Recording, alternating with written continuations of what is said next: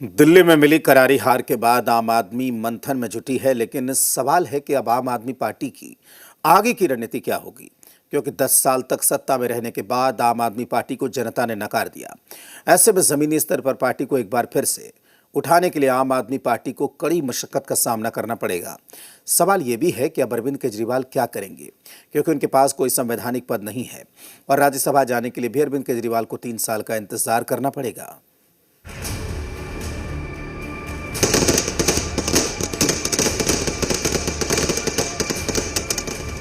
मैं भारतीय जनता पार्टी को इस जीत के लिए बहुत बहुत बधाई देता हूं और मैं उम्मीद करता हूं कि जिस उम्मीद के साथ और जिस आशा के साथ लोगों ने उनको बहुमत दिया है वो उन सभी उम्मीदों और आशाओं पे पूरा उतरेंगे। हम पीछे रह गए तो मैं जो कैंडिडेट जीते हैं उनको बधाई देता हूं। दिल्ली के मालिक हम हैं, दिल्ली के मालिक ये लोग नहीं है।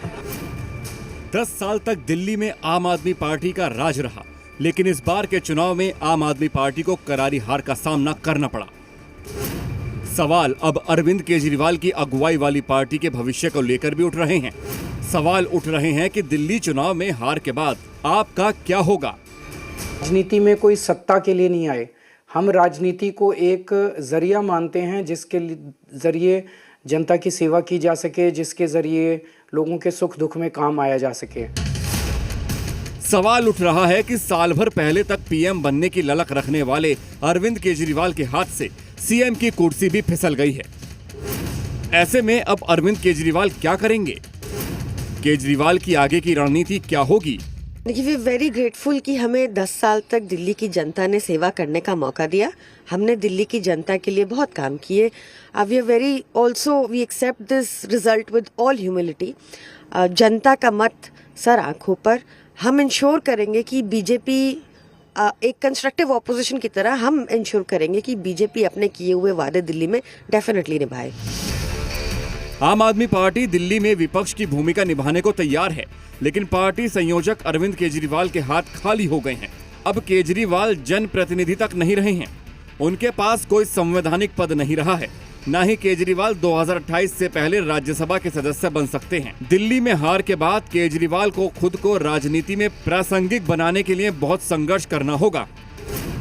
फिलहाल राष्ट्रीय संयोजक की जिम्मेदारी के साथ पार्टी की रणनीति को जमीन पर उतारना होगा। चूंकि पंजाब में राज्यसभा के चुनाव साल 2028 में होंगे और दिल्ली में साल 2030 में होंगे, ऐसे में अगले 3 साल तक राज्यसभा जाने की उम्मीदें भी दूर तक नहीं दिख रही हैं। एक आशंका ये भी है कि प्रवर्तन निदेशालय ने शराब घोटाले से जुड़े मनी लॉन्ड्रिंग केस में आम आदमी पार्टी को भी आरोपी बनाया है और कोर्ट में चार्जशीट दाखिल की है। अगर कोर्ट में दोष साबित होता है तो न सिर्फ पार्टी खत्म हो सकती है, बल्कि केजरीवाल के पास भी संयोजक का पद नहीं रह जाएगा। राष्ट्रीय पार्टी के अध्यक्ष के तौर पर मिली सरकारी सुविधाएं भी छीनी जा सकती हैं।